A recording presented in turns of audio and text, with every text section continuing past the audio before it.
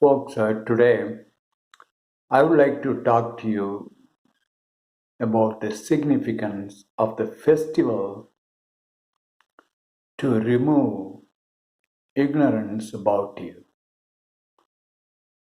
I could have named this video as the significance of Shivratri, the Indian festival to remove ignorance about oneself and to know the truth about oneself.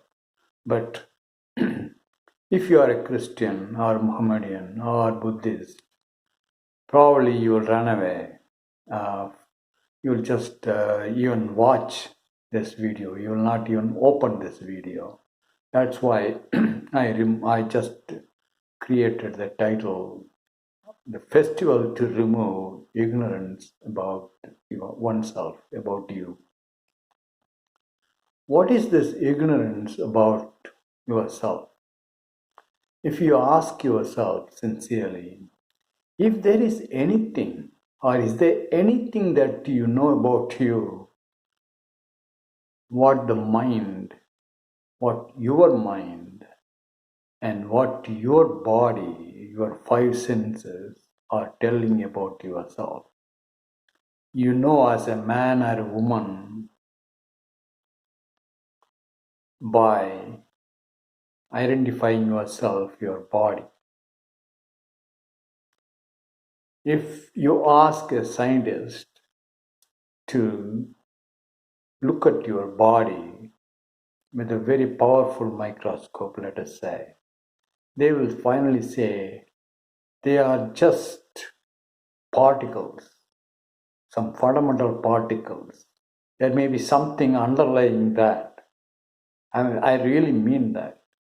If you really ask a scientist to really tell you who you are, what your body is, first of all, forget about who you are. You are identifying yourself with your body.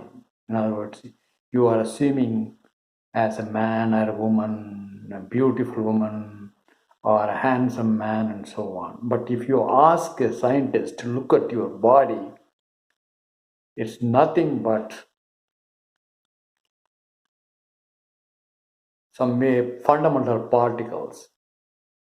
And that is not the end of it. There is something below that. Maybe that there is some level beyond which they cannot go. They will not know about what is really your body about. What is the fundamental basis of your body? They will not be able to find out. They will say, beyond this, I don't know. So, for example, they will say it's just a set of molecules flying here and there, or atoms and still more, electrons, organic molecules and so on, and atoms, the electrons, and still there are more fundamentals and so on. So, are you a woman or a man or a bunch of molecules or a bunch of atoms, electrons, fundamental particles, or something unknown? Which one of this is you? So basically, you cannot really know yourself really through your body, through your five senses. The same way, you cannot know about yourself about your using your mind. Tell me one thing about you which your mind does not tell you. You are a Christian because your mind says so by living in this world. You are a Hindu, or you are a PhD holder, or you are a scientist, or whatever about you. Everything is about you, everything is through your mind. So basically, there is nothing that you can know about yourself except through your mind and your bodily senses. So that unknown is you. the divisionless unknown is really you. Then you may say, no, that is ignorance. Because if I don't know about myself, it is not knowledge, it is ignorance. It is the other way. It is the real knowledge. The real knowledge is about you is that you don't know anything about yourself. You can never know about yourself through your mind or your bodily senses. You can imagine the kingdom of God and so on, so on. You are an Atma or Anma or an image of God and other things. That's by reading various religious textbooks. Again, that's through your mind. So there is nothing that you know about yourself except through your mind and your bodily senses. Then you will ask, what's the point in this? What's the point in being nothing, not knowing about myself? There is a real point, and it is this.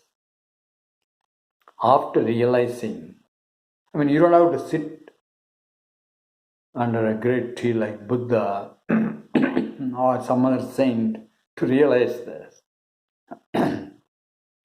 If you seriously understand what I'm talking about, you realize you don't know anything about you. You are something that unknowable, eternally unknown. So what's the point of being eternally unknown?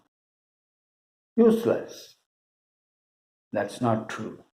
Because when you are in your body and your mind, you will act in this world. But when you act in this world,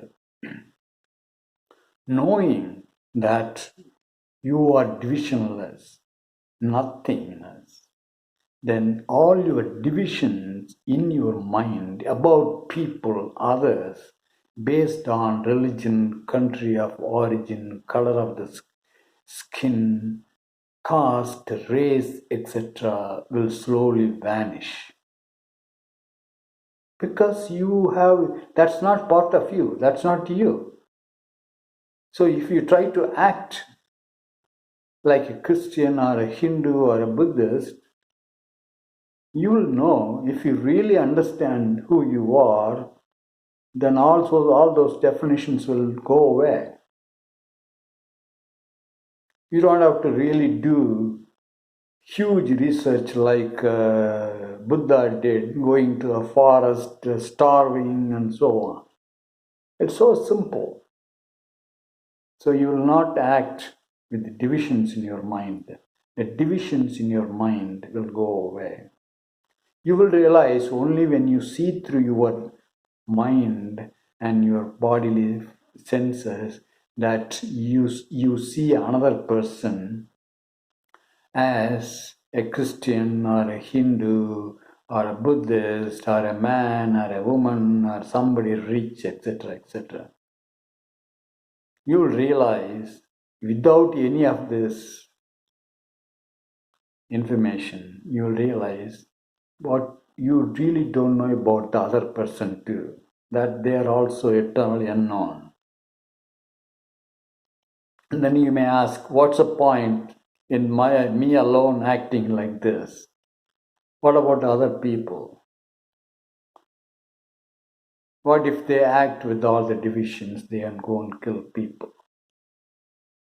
But even if they are doing that, at least one person, that is you, will be in the right direction. There is a possibility that somebody will take you as a role model and then change.